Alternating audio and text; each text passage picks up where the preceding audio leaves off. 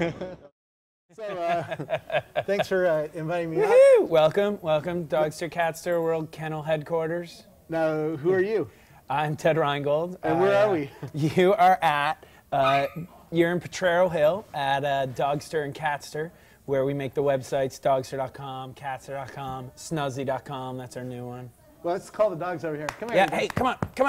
Griffin, come on, Moxie. Obviously, this is a dog-friendly workplace. Yeah, super. Some days we have 8 or 9 dogs. It gets a little crazy. Today, I think they're just 3 in. It's great, though. You just want to take a break. You just go play with a dog for 5 minutes. All your problems are gone. Now, for people who have no clue what Dogster is, obviously you can start getting a sense that there's a dog theme going on here. What's Dogster? We've created technology so dogs can talk with each other over the internet. And most people don't realize that. With a little human help? Yeah, actually it's all human-to-human connections on behalf of their dogs. Dogster, in the end, what it is now is very large community of dog enthusiasts, Catsters, cat enthusiasts, who realize that they also have a lot else in common. So they join because they make a web page for their dog and want to show off their dog and tell stories about their dog. And then realize there's a lot in common. It's not just learning about, say, organic dog food recipes or getting ready for flea and tick season or something. Well, you have a lot in common. Who was on American Idol last night? Just all this types of socialization goes on. And then on top of that, we've made an evergreen information platform. So we pull out all the really great content that normally would be lost in forums or groups and make it permanently archived, easy to find. People can ask any question, they'll get any answer. Of those, we'll archive that. We have dog manuals, cat manuals, tip of the day, vet bloggers. It just goes on because more and more people want more and more things from them. Now, did you see the article this morning that said that Web 2 companies aren't making any money? I'm glad we're not a Web 2 company. How would you? Well, because you're sort of a Web 2 company. Yeah, we're of the era for sure, and we've always focused on revenue. Yeah. And I think that's a lot of other companies You're not VC funded, right? Correct. So you funded yourself? Yeah, well, we did an angel round in 2006, and before that, it was self-funded. It was generating revenue after the second month. So I was almost always covering my expenses. And once in a while, I invest a little money to do extra legal work or make a special feature. But the goal has always been to make this a viable business. And each time we prove it's viable at a new level, then we just lift our sights and make it more. So we're a 17-person company now. We're profitable, and we take the best we can from Web 2.0, try and make easy registration flows, communicate with people in multiple formats as they want, or organizing user-generated content. But we don't look at this as a typical make a bunch of features and then hope someone buys it. Yeah. Now, for entrepreneurs out there who are watching Fast Company, they're probably like, why did you start a dog site? That doesn't seem like the first, you would think Facebook, MySpace, dogs, music, Yeah. Why did you start the site? What was it that got you going? One thing, it was no one was doing it, which and it was a feasible idea that I could do in my nights and weekends, which was something really important to me. I didn't want to have to invest $15,000, and I didn't want to have to compete against much more wealthy competitors. But there was nowhere on the web to make a web page for your dog. And it was just a simple, all right, and I could code the whole thing. Upload a photo, name, breed, bio information, and it was also a test. Are people going to be interested in this? I won't know until I make it. And lucky for me, it hit. The first real try to do something special on the side was just a hit, and then people wanted to. You couldn't even message anyone else. You could connect with people as friends. There were no forums, there were no groups, there was any of that. And then people said, I've got to talk to that dog. I got to talk to that dog. Okay. So I built a messaging feature, and then 30,000 people were messaging each other every day. And I was dealing with scale issues, but then people called to advertise within a couple months, 2 months sooner than I expected to have the first advertisers on. So I knew then that this is going to be a business and keep putting more time and effort into it. So it was very entrepreneurial lesson, but it was a ground up shoestring kind of thing. A lot of people ask me, how do you get the word out about a new company or a new idea? How did you do that? It was, I don't think it would replicate again, unfortunately, this way, but there would be others. It was friend of friends. It went, maybe 20 people were joining a day, which is kind of great because I didn't know those 20 people, but like, that's slow. That's not, you know, like, and there's a fascinating thing about how network effect and friend to friend grows, because then one day my wife posted to Craigslist Pets, hey, if you want to make a web page for your dog, there's a site that does it. And from that day on, 200 people joined the site, just Dogster joined the site every day since then. That was 4 years ago. Do you still have that ad on Craigslist? No. It actually turned into this giant fight on Craigslist because so many people were talking about how much fun they were having on Dogster that a lot of people were like, can we not talk about Dogster anymore? And finally Craig himself had to chime in and say, it's a community service, so this isn't spam. And it just, but I knew then that it was a hit, and but it was really key to find our people early. And so now posting on Craigslist may never happen. But there is probably a community where 1,000 to millions of people are that are your target audience that would be in a mindset to be open to listening. And maybe Twitter or a Facebook posting isn't that because it's too noisy there. But find that place where people are in an open-minded mindset and approach them there. Yeah. Twitter seemed to be pretty responsive to Dogster. I told people I was coming to see it today, and people are like, "Oh, where, when? Yeah, I want to see the dogs of Dogster." So. It's you know, we've developed a nice friends list, or fans. We've been and we've watched a lot of companies grow and rooted for them, and it's been a really good 4 years in the Bay Area, actually. Yeah. How many members now? How many people show up on a monthly basis? We're closing in on 1 million monthly uniques. Wow. 25 million pages a month. What else can I tell you? I mean, there's over 10,000 user-created groups. There's over 100,000 pets keeping blogs. Is all your revenue advertising, or do members pay for certain things? Yeah. It's predominantly advertising. We have our own ad sales team. We go to advertisers directly, and we make custom packages for them. So it's much more of a brand integration experience than bulk banner ad. But we have a subscription service where people pay for extra features. We have a virtual currency, where on top of that, people buy the virtual currency so they can give more gifts to each other or trade them for favors, and that does nicely too. It's really important to me, growing a business like this, that the community is facilitating its own existence. Yeah. And so that's a really good sign for us, and the more features we offer them, the more their value the currency and subscribing. Yeah.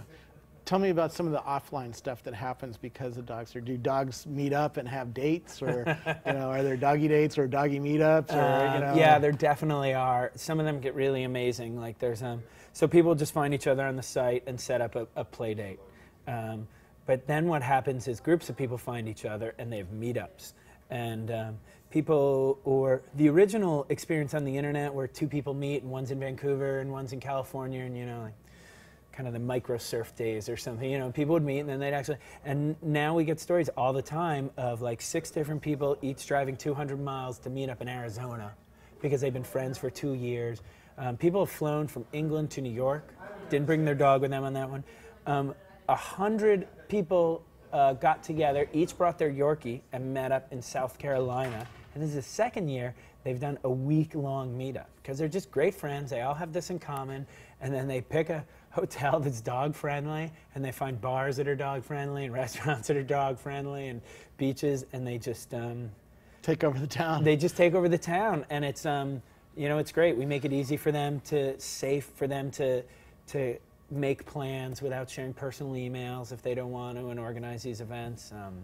And then there's lots of rescue things I was telling you about before, where they will, there's a dog in need in one state and a family take care of it in another state. So if I have a sick dog, can I go to the forum and ask for help? Or? Yeah, it's really great for a second opinion. I just got back from the vet. He said my dog should be taking this, this, and that, but I've heard on the internet that this isn't good for dogs that have that are older than 10. And within an hour, literally, you'll get 5 people speaking knowledgeably about it. Including a lot of vets that hang out there? Yeah. Though they kind of keep a low profile because they don't want to get hounded, pun intended, too much. But yeah, I mean, so then you getting the expert advice as well.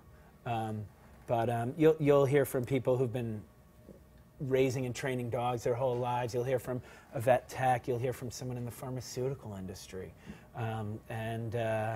So you get tips like that. Or some people will tell your vet this. They probably don't know that there's a new medicine in Canada that's really popular and you can get it in the US. Those things happen all the time. Or chains of people will come together and drive a dog across 5 states to a new home that's waiting for it. Now that's really cool. So Yeah. especially if there's dogs in shelters, we all know that many of them get euthanized, right? Yeah. So now we can have a way to say, hey, there's a whole bunch of dogs that Yeah. are going to Someone will put out They're really alert. cute. Put a picture up. Yeah. And Yeah. then other people can find homes for those and drive them to the new Yeah, homes. there'll be like an alert that goes out and emails will go out and all through the site, Moxie, and great.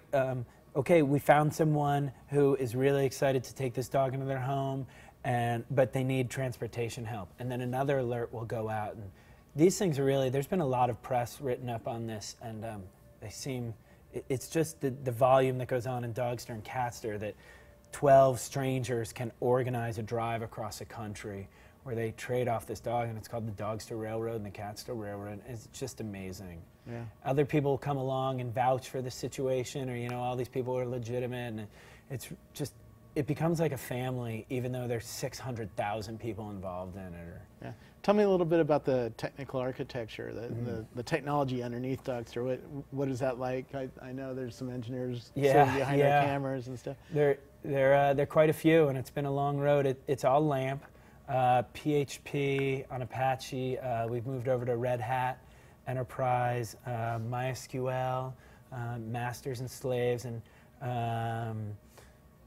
it's worked out really well. I remember starting this and thinking, I wonder if PHP really is going to be dynamic enough to handle this, and PHP is definitely not the problem.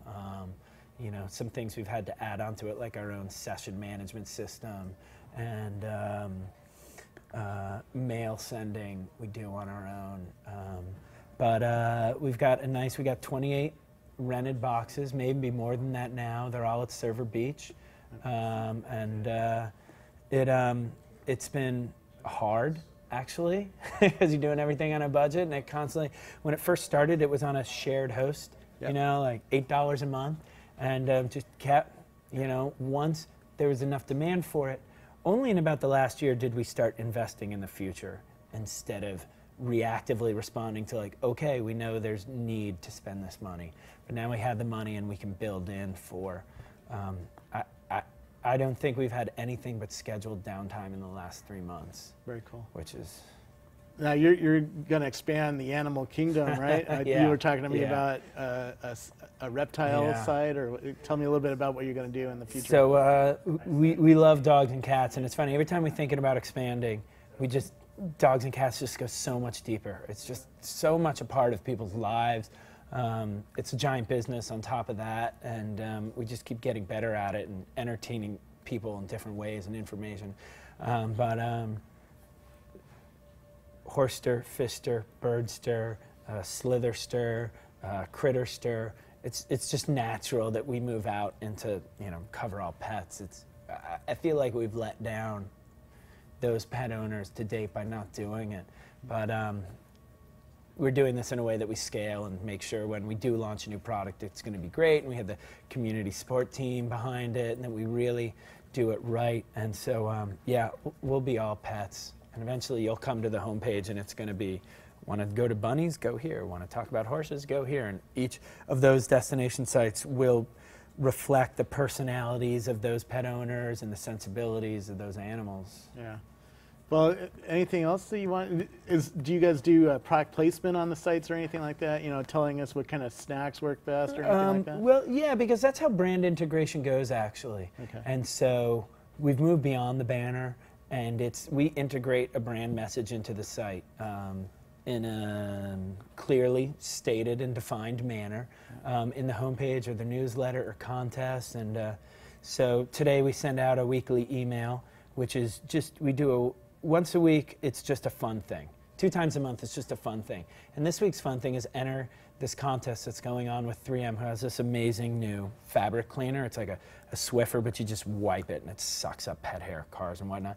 So, so we sent that out and we got 800 people in 2 hours join this photo contest. So it's actually a paid placement, but members really enjoy it too. So of course, we only do that the right way. We don't put a boring thing and say, oh, this is fun. Because if you lie, then people won't be engaged next time. Yep. But so that's taken a lot of years to get that right and know that balance and what people are interested or not interested in, what time of year. So pet product placement definitely happens, but in the right way. One last question before we finish up. What advice would you give to other entrepreneurs who are thinking of starting a business, or maybe have a night and weekend project and it's just about to go, and if it's a night and weekend project, there are really 2 kinds of startup. One is it needs a lot of money to prove that the model works. I won't talk about that one now. If you think you can make it happen on your own, do it. Get it out there, make it happen, see if people are using it. If people aren't using it, then that's a good sanity check that maybe you shouldn't take $3 million and commit to the next 4 years, because it might not work out at all. If people are using it, then you've proven that there's value. See if you can start generating revenue, cover your expenses. Don't have to take funding, or just bring in the right advisors. Maybe pay advisors, but don't commit a whole bunch of equity until you really know for sure, if I invest $3 million, it truly is going to explode. But if you can grow it sustainably and have revenue and earnings, then the business is whole years, you control all the shots, you have far more options versus taking money where you have far fewer options because you now have one goal that you have to hit. You can't say, oh, well, this company wants to do a $500,000 deal with us, we'll do that this year, because you have to commit to making $5 million in revenue that year. Yep. So that's definitely my advice. If you can grow it on your own sustainably, do that as long as you can, and everything else comes along. Well, that was great advice. Thank you very much. My pleasure. Yeah. Let's go play with the dogs. Yeah.